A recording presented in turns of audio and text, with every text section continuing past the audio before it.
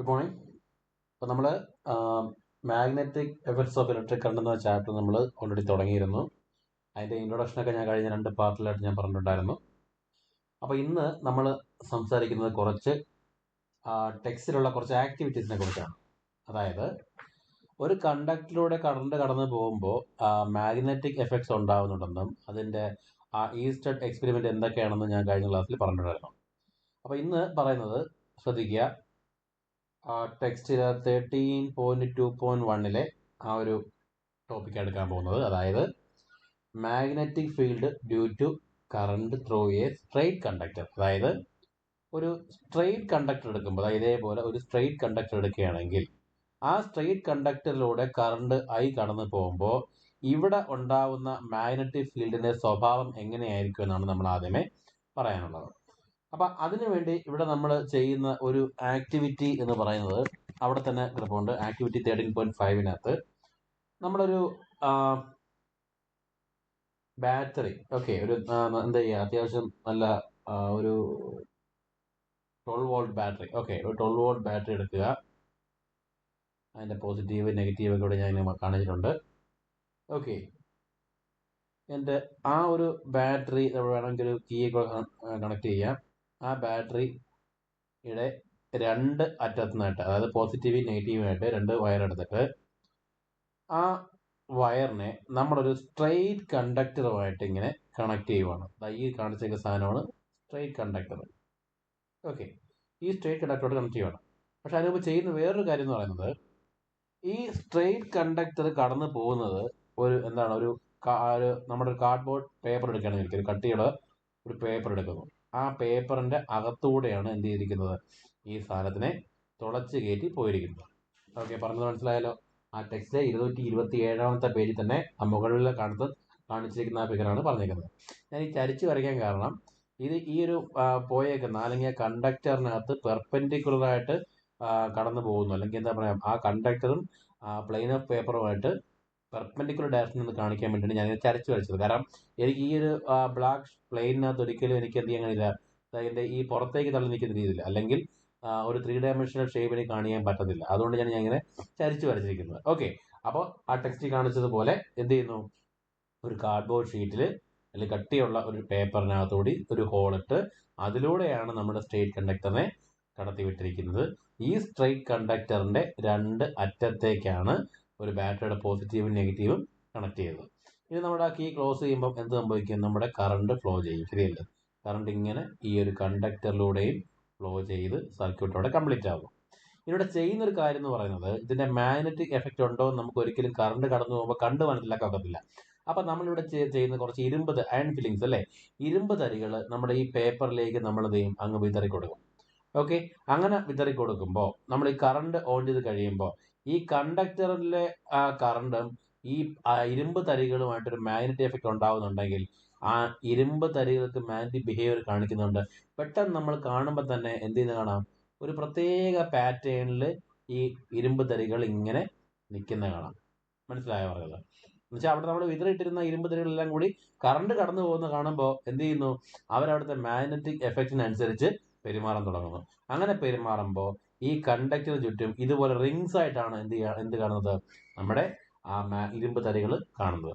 അപ്പോ എങ്ങനെയാണ് ഒരു സ്ട്രെയിറ്റ് കണ്ടക്ടറിലൂടെ, ഈ കണ്ടക്ടറിന്റെ സ്വഭാവത്തിനനുസരിച്ച് പറയുന്നില്ല, ഒരു സ്ട്രെയിറ്റ് കണ്ടക്ടർ എടുക്കുമ്പോൾ ആ സ്ട്രെയിറ്റ് കണ്ടക്ടറിലൂടെ കടന്നു പോകുമ്പോൾ അവിടെ ഉണ്ടാകുന്ന മാഗ്നറ്റിക് ഫീൽഡ് എങ്ങനെയാണെന്ന് ചോദിച്ചു കഴിഞ്ഞാൽ, ആ കണ്ടക്ടറിന്റെ ആ കറണ്ട് കടന്നു പോകുന്ന പോയിന്റിന് ചുറ്റും കോൺസെൻട്രിക് സർക്കിൾസ് ആയിട്ടാണ് എന്ത് ചെയ്യുന്നത്, മാഗ്നറ്റിക് ഫീൽഡ് ഉണ്ടാവുമെന്ന് പറയാം. Concentric circles.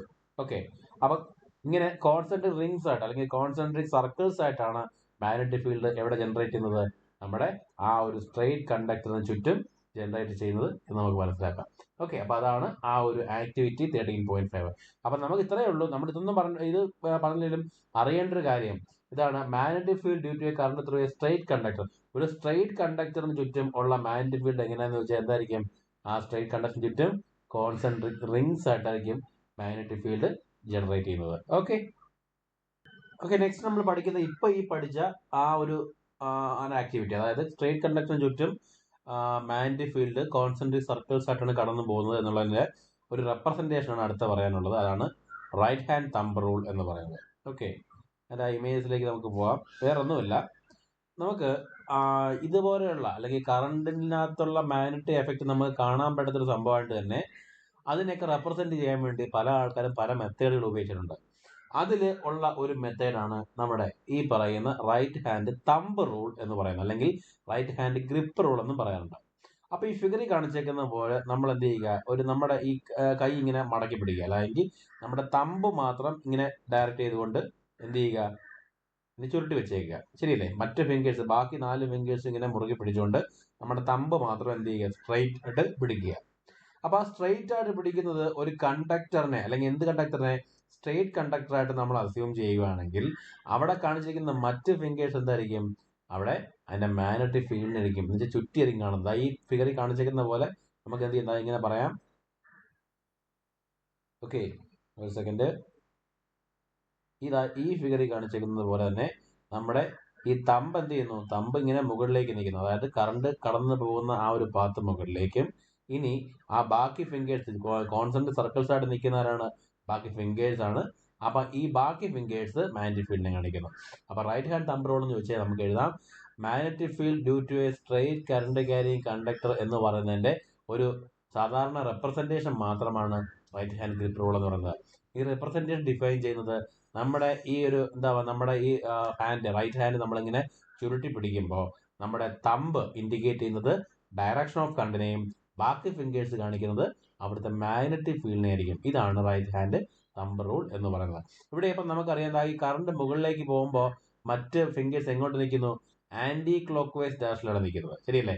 അപ്പൊ അങ്ങനെയാണെങ്കിൽ നമ്മുടെ ഈ ഫിംഗർ, ഈ ഒരു തമ്പ് താപ്പോട്ടാണ് പിടിക്കുന്നതെങ്കിൽ എങ്ങനെയായിരിക്കും, നമ്മളത് കൈ ഒന്ന് തിരിച്ച് പിടിച്ചു നോക്കിയാൽ നിങ്ങൾ, നമുക്ക് പറയാം നടക്കുന്നു.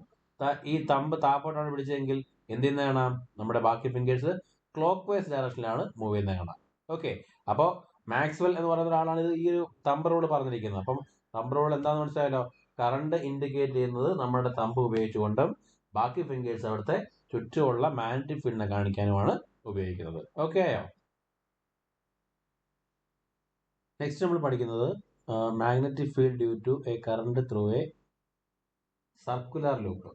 ഓക്കെ, എന്ന് വെച്ചാൽ നമ്മൾ തൊട്ട് മുമ്പ് പഠിച്ച എങ്ങനെയുള്ളതാ, ഒരു സ്ട്രെയിറ്റ് കണ്ടക്ടറിൽ കൂടി കറണ്ട് കടന്നു പോകുമ്പോൾ ഉണ്ടാവുന്ന മാഗ്നറ്റിക് ഫീൽഡിനെ കുറിച്ചാണ് നമ്മൾ തൊട്ട് മുമ്പ് പഠിച്ചത്. ഇത് അടുത്ത പഠിക്കുന്നത് ആ കണ്ടക്ടർ ഷേപ്പ് മാറ്റിയിട്ട് എങ്ങനെ ആക്കിയിരിക്കുന്നു, സർക്കുലർ ഷേപ്പിലാക്കി കഴിയുമ്പോൾ, അല്ലെങ്കിൽ ഒരു സർക്കിളിന്റെ രൂപത്തിലേക്ക് മാറ്റി കഴിയുമ്പോൾ അതിലൂടെ കറണ്ട് കടത്തിവിട്ട് കഴിഞ്ഞാൽ അവിടെ ഉണ്ടാവുന്ന മാഗ്നറ്റിക് ഫീൽഡ് എങ്ങനെയായിരിക്കും എന്നാണ് നമുക്ക് അടുത്തായിട്ട് പഠിക്കാനുള്ളത്. ഓക്കെ, അപ്പൊ അത് നമുക്ക് എന്ത് ചെയ്യാം, അതിന്റെ ഫിഗറിലായിട്ടൊക്കെ നമുക്ക് പോകാം. ഇതാണ് നമ്മൾ ടെക്സ്റ്റിൽ കാണിച്ചേക്കുന്ന ഒരു ഫിഗർ എന്ന് പറയുന്നത്. ഇവിടെ സർക്കുലർ ഷേപ്പിലാണ് നമ്മുടെ ഈ കണ്ടക്ടറിനെ എന്ത് ചെയ്തിരിക്കുന്നത്, ഉണ്ടാക്കി വെച്ചിരിക്കുന്നത്. അവിടെ നമ്മൾ നോക്കുമ്പോൾ എന്താ നോക്കുക, കംപ്ലീറ്റ് ആയിട്ട് റിംഗ് ആക്കി മാറ്റാൻ നമുക്ക് പറ്റത്തില്ല കണ്ടക്ടറിന്. കാരണം 2 എൻഡ്സ് വേണം അവിടെ, അതായത് ബാറ്ററിയുമായിട്ട് കണക്ട് ചെയ്യാൻ ഒരു പോസിറ്റീവും നെഗറ്റീവും വേണം. ഒരു റിംഗ് ഉണ്ടാക്കി വെച്ച് കഴിഞ്ഞാൽ നമുക്ക് ഒരിക്കലും റിംഗിനകത്ത് അറ്റം ഇല്ലാത്തതുകൊണ്ട് റിംഗിന് എന്തില്ല, അറ്റങ്ങളില്ല, എൻഡ്സ് ഇല്ല. അപ്പൊ അതുകൊണ്ട് നമുക്ക് റിംഗിനകത്ത് എന്ത് ചെയ്യാൻ പറ്റില്ല, ബാറ്ററിയുടെ പോസിറ്റീവ് നെഗറ്റീവ് നമുക്ക് രണ്ടറ്റത്തേക്ക് കണക്ട് ചെയ്യാൻ പറ്റത്തില്ല. പക്ഷെ നമുക്ക് ഈ കണ്ടക്ടറിനെ ഇതുപോലെ വളച്ചിറക്കി എന്ത് ചെയ്യുന്നു, നമ്മളൊരു സർക്കുലർ ഷേപ്പിലേക്ക് മാറ്റി കഴിഞ്ഞിട്ട് അതിന്റെ ഒരു പോയിന്റിൽ നിന്ന് ഇതുവഴി കറണ്ട് കയറ്റി വിടുന്നു, മറ്റേ പോയിന്റിൽ കൂടെ കറണ്ട് ഇറങ്ങി വിടുന്നു. അപ്പൊ ആ കറണ്ടിന്റെ പാത്ത് എന്ന് പറഞ്ഞ ഏത് ഷേപ്പിലാ, സർക്കുലർ ഷേപ്പിലാണ് പൊയ്ക്കൊണ്ടിരിക്കുന്നത്. ഇപ്പോ നമുക്കറിയാം, നേരത്തെ പറഞ്ഞ പോലെ ഏതൊരു പോയിന്റ് എടുത്തു കഴിഞ്ഞാലും ആ പോയിന്റിന് ചുറ്റും എന്ത് കാണും, നമ്മുടെ ഒരു കോൺസെൻട്രിക് സർക്കിൾസ് കാണുമെന്ന് പറഞ്ഞു. അതെന്ന് വെച്ചാൽ നമ്മളെ കറണ്ട് ഇതുവഴി കടന്നുപോയി ഇവിടെ എത്തുമ്പോഴത്തേക്ക് അവിടുത്തെ ഈ ഒരു പോയിന്റ് ചുറ്റും റിങ്സ് ആയിട്ട് കാണപ്പെടുന്നത്. അതേപോലെ ഇവിടെ എത്തിക്കഴിയുമ്പോൾ അവിടെ എന്ത് ചെയ്യുന്ന കാണാം, അവിടെ റിങ്സ് ആയിട്ട് നിൽക്കുന്നത് കാണാം. അവിടെ നിൽക്കുമ്പോൾ നമ്മൾ നോക്കുമ്പോൾ അറിയാം, ഇവിടുന്ന് കറണ്ട് ഞാൻ ഈ മാർക്ക് ചെയ്ത് കാണിക്കുന്ന പോലെ ലെഫ്റ്റിൽ നിന്ന് റൈറ്റിലേക്ക് കറണ്ട് പോകുമ്പോൾ നോക്കുക എങ്ങനെ പോയിരിക്കുന്നു, ക്ലോക്ക് വൈസ് ഡയറക്ഷനിൽ മാഗ്നറ്റിക് ഫീൽഡ് കോൺസെൻട്രിക് സർക്കിൾസ് ആയിട്ട് കാണിക്കുന്നു. അതേസമയം റൈറ്റിൽ നിന്ന് ലെഫ്റ്റിലേക്ക് ശ്രദ്ധിക്കുക, റൈറ്റിൽ നിന്ന് ലെഫ്റ്റിലേക്ക് ഇങ്ങനെ മൂവ് ചെയ്ത് പോകുമ്പോൾ എങ്ങനെ കാണിക്കുന്നു മാഗ്നറ്റിക് ഫീൽഡ്, ഇതുപോലെ ആന്റി ക്ലോക്ക് വൈസ് ഡയറക്ഷനിലായിട്ട് മൂവ് ചെയ്ത് പോകുന്നത് കാണാം. ഓക്കെ, ഇനി നമുക്ക് മൊത്തത്തിൽ എടുക്കുമ്പോഴത്തേക്ക് കറണ്ടിന്റെ ഈ ഒരു എൻഡിൽ മാഗ്നറ്റിക് ഫീൽഡ് കാണിക്കുന്നത് ഏത് ഡയറക്ഷനിലേക്കാണോ അതിന്റെ ഓപ്പോസിറ്റ് ആണ് ഈ ഒരു എൻഡിൽ കാണിക്കുന്നത്. അത് മാത്രമല്ല, ആ സർക്കിൾസിന്റെ ആ ഒരു റേഡിയസ് ഇങ്ങനെ വലുതായി വരുമ്പോഴത്തേക്ക് മൊത്തമായിട്ട് എന്ത് ചെയ്യുന്നത് കാണാം, ഒരു സൈഡിൽ നിന്ന് മറ്റൊരു സൈഡിലേക്ക് മാഗ്നറ്റിക് ഫീൽഡ് ഇൻഡിക്കേറ്റ് ചെയ്ത് കാണിക്കുന്ന കാണാം. അതേപോലെ ഇവിടെ എന്ത് ചെയ്യുന്ന കാണാം, അതിന് ഓപ്പോസിറ്റ് ആയിട്ട് ഈ മാഗ്നറ്റിക് ഫീൽഡ് ഇവിടുന്ന് അങ്ങോട്ടേക്ക് എല്ലാവരും ഇങ്ങനെ പുറത്തേക്ക് പൊയ്ക്കൊണ്ടിരിക്കുന്നത്. അതായത് എടുത്തിരിക്കുന്ന ആ ഒരു പോയിന്റ് എന്ന് വെച്ചാൽ നമ്മുടെ ഈ ഒരു കറണ്ട് കടന്നു പോകുന്ന ആ ഏതെങ്കിലും ഒരു പോയിന്റിന്റെ അവിടെ നിന്ന് കോൺസെൻട്രിക് സർക്കിൾസ് ആയിട്ട് അല്ലെങ്കിൽ കോൺസെൻട്രിക് റിങ്സ് ആയിട്ട് മാഗ്നറ്റിക് ഫീൽഡ് ഇൻഡിക്കേറ്റ് ചെയ്യുമ്പോൾ ആ റിങ്സ് എന്ത് ചെയ്യുന്നു, വലുതായി വലുതായി വലുതായി വലുതായി ഇവിടെ വരെ എത്തിയിട്ട് അതുപോലെ ഇവിടുത്തെ എന്ത് ചെയ്യുന്നു, മറ്റേ റിങ്സിന് ഓപ്പോസിറ്റ് ഡയറക്ഷനിൽ വലുതായി വലുതായി ഇങ്ങോട്ടും കാണിക്കുന്നു. അതിന്റെ എൻഡിലൂടെ നമ്മൾ നോക്കുമ്പോൾ സൗത്തിൽ നിന്ന് നോർത്തിലേക്ക് കാണിക്കുന്ന രീതിയിൽ ആ മാഗ്നറ്റിക് ഫീൽഡ് ഡയറക്ഷൻ നിൽക്കുന്ന കാണാം. അതായത് ഈ കണ്ടക്ടറിന്റെ അല്ലെങ്കിൽ ഈ ഒരു സർക്കുലർ ലൂപ്പ് കണ്ടക്ടറിന്റെ ഒരു സൈഡ് ഒരു മാഗ്നറ്റ് പോലെ ആവും. അതായത് ഒരു സൈഡിന്റെ മാഗ്നറ്റിന്റെ സൗത്ത് പോളായിട്ടും മറ്റേ സൈഡ് എന്തായിട്ട് കാണുന്നു, നോർത്ത് പോളായിട്ടും അവിടെ ജനറേറ്റ് ചെയ്യുന്നത് കാണാൻ പറ്റും.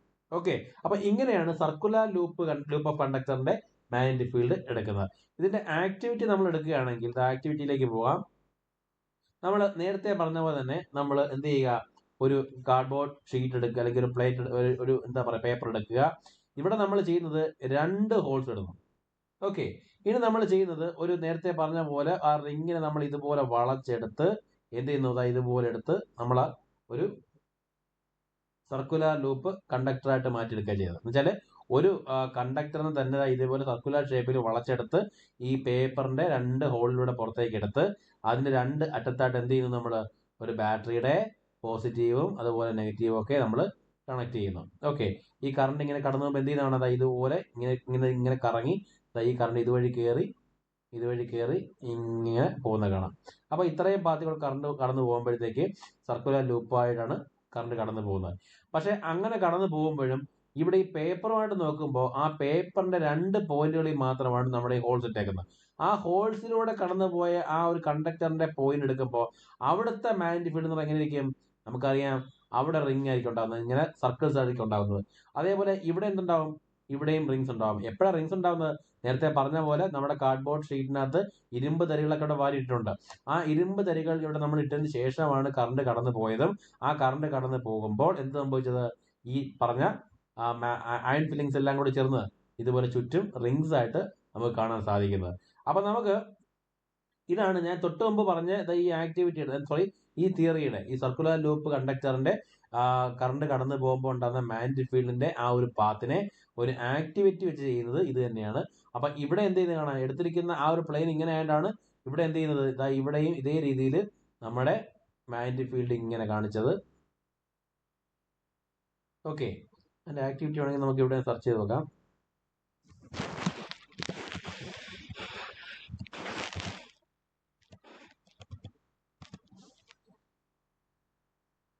ഇവിടെ കാണിച്ചിട്ടുണ്ട്. ഇവിടെ നമുക്കറിയാം, നമുക്ക് ഇതുപോലെ ആ പേപ്പറിനകത്ത് എന്ത് ചെയ്തു, നമ്മൾ ഇരുമ്പ് തരികളിൽ ഇട്ടിട്ട് നമ്മൾ ആ കണ്ടക്ടറിനെ ഇങ്ങനെ വളച്ചെടുത്ത് ആ 2 ഹോൾസിലൂടെ കടത്തിവിട്ട് നമ്മുടെ ബാറ്ററിയോട്ടൊക്കെ ഇവിടെ കണക്ട് ചെയ്തു. ബാറ്ററി ഓൺ ചെയ്യുമ്പോഴത്തേക്ക് കറണ്ട് ഇവിടെ കടന്നു പോകും. ആ കറണ്ട് കടന്നു പോകുമ്പോൾ അവിടെ ഉണ്ടായിരുന്ന ഇരുമ്പ് തരികളെല്ലാം കൂടെ എന്ത് ചെയ്യുന്നു, ഇങ്ങനെ ചുറ്റും ആ ഏത് പോയിന്റിലൂടെയാണ് കടന്നു പോയത് ആ പോയിന്റിന് ചുറ്റും എന്ത് ചെയ്യുന്നു, റിങ്സ് ആയിട്ട് കാണപ്പെടുന്നു. ഇവിടെ കാണുമ്പോൾ അറിയാം, ഇവിടെ കറണ്ട് ഇവിടെ ഉണ്ടാകുന്ന മാഗ്നറ്റിക് ഫീൽഡ് ഡയറക്ഷന്റെ ഓപ്പോസിറ്റ് ഡയറക്ഷനാണ് ഇവിടെ ഉണ്ടായിക്കൊണ്ടിരിക്കുന്നത്. അതായത് ഇവിടെ നമ്മുടെ ക്ലോക്ക് വൈസ് ഡയറക്ഷനിലാണെങ്കിൽ ഇത് ആന്റി ക്ലോക്ക് വൈസ് ഡയറക്ഷനിലാണ് ആ ഒരു ഡയറക്ഷൻ കാണിക്കുന്നത്. അപ്പോൾ വേറെ ഒന്നുമില്ല, കറണ്ട് ഇവിടെ കടന്നു പോകുന്ന കറണ്ട് മേളിലോട്ടാണെങ്കിൽ ഇവിടെ എങ്ങോട്ടാണ്, താപ്പോട്ടേക്കാണ്. അല്ലെങ്കിൽ ഇവിടെ മുകളിലോട്ടാണെങ്കിൽ ഇവിടെ താപ്പോട്ടേക്കാണ്. അതുകൊണ്ട് നമുക്കറിയാം കറണ്ടിന്റെ ഡയറക്ഷൻ മാറുമ്പോഴും മാഗ്നറ്റിക് ഫീൽഡിന്റെ സ്ട്രെങ്തും അതുപോലെ മാഗ്നറ്റിക് ഫീൽഡ് ഡയറക്ഷനും ചേഞ്ച് ചെയ്യുമ്പോൾ നമ്മൾ ഈ ചാപ്റ്ററിന്റെ തുടക്കത്തിൽ നമ്മൾ പഠിച്ചിട്ടുണ്ടായിരുന്നു.